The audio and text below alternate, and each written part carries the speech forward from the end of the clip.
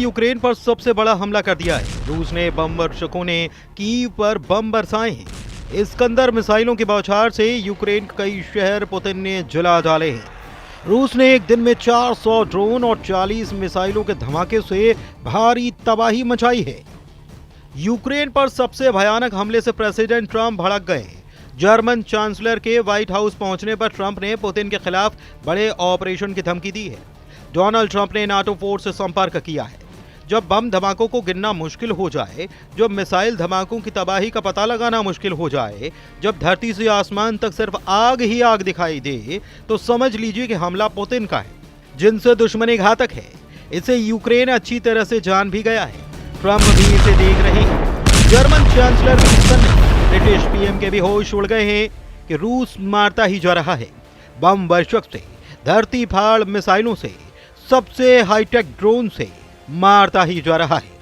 Ukraine के एक शहर में बारूदी बवंडर शांत होता है तो दूसरा शहर अगले ही पल धधकने लगता है।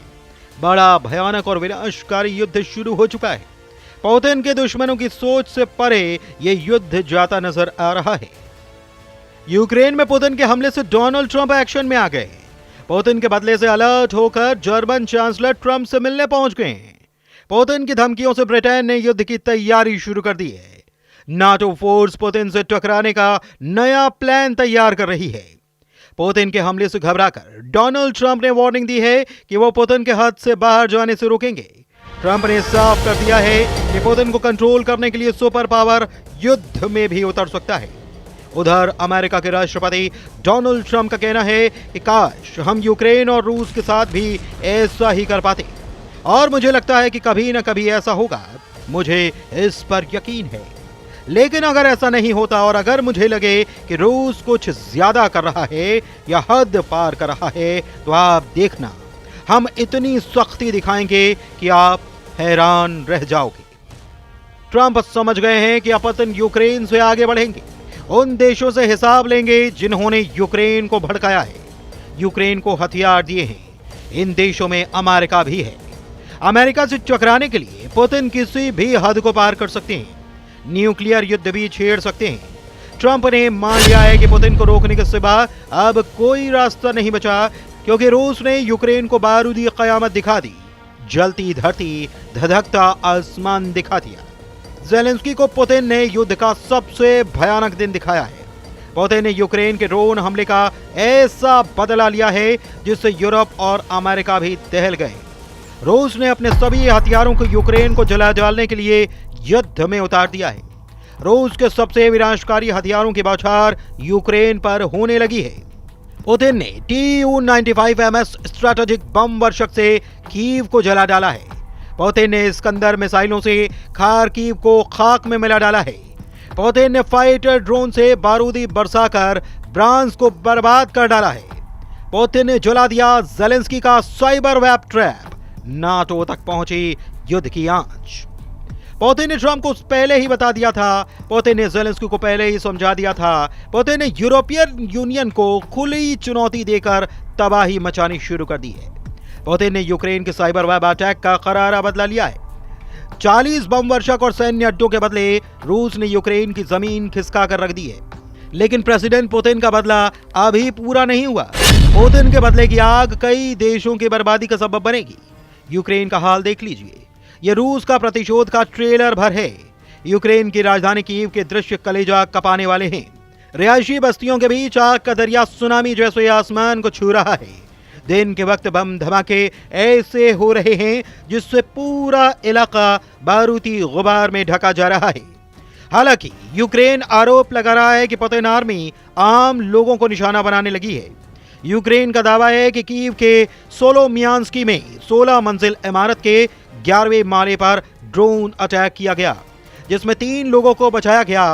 कीव के होलोसिविस्की में ड्रोन से दागी मिसाइल से बहुमंजिला इमारत मलबे में तब्दील हो गई। इसी तरह कीव के डार्नेत्स्की में 17 मंजिला इमारत में ड्रोन से धमाके किए गए।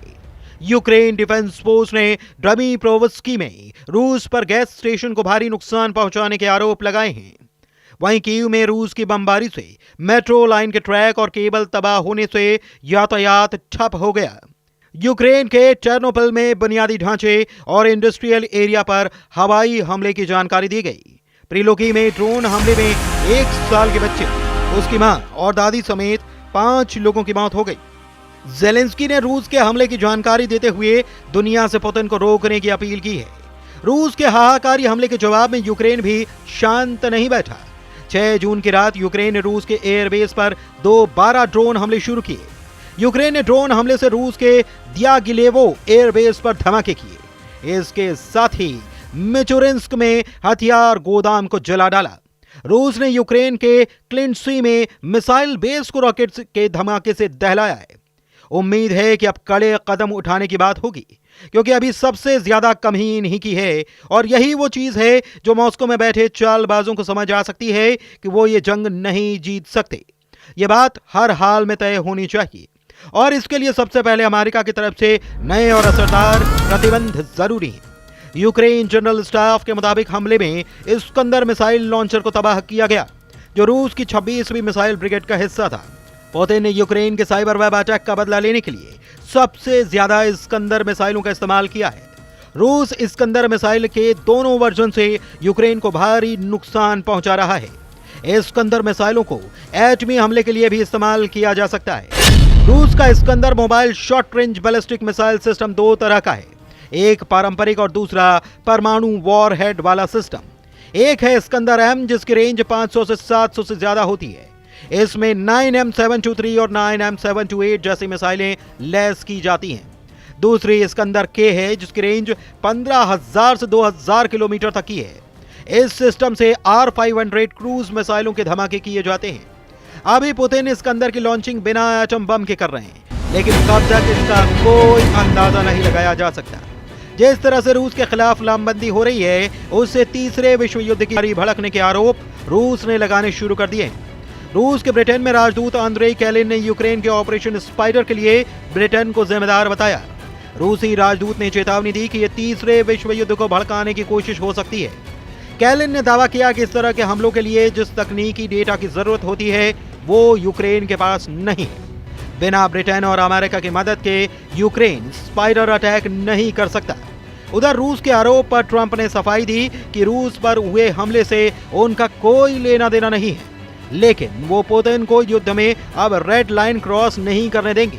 ट्रंप के इस रुख से यूक्रेन रूस के घमासान के एटमी युद्ध में बदलने में देर नहीं लगने वाली है, क्योंकि पुतिन ने तय कर लिया है कि अब वो यूरोप के दुश्मनों को दहलाएंगे।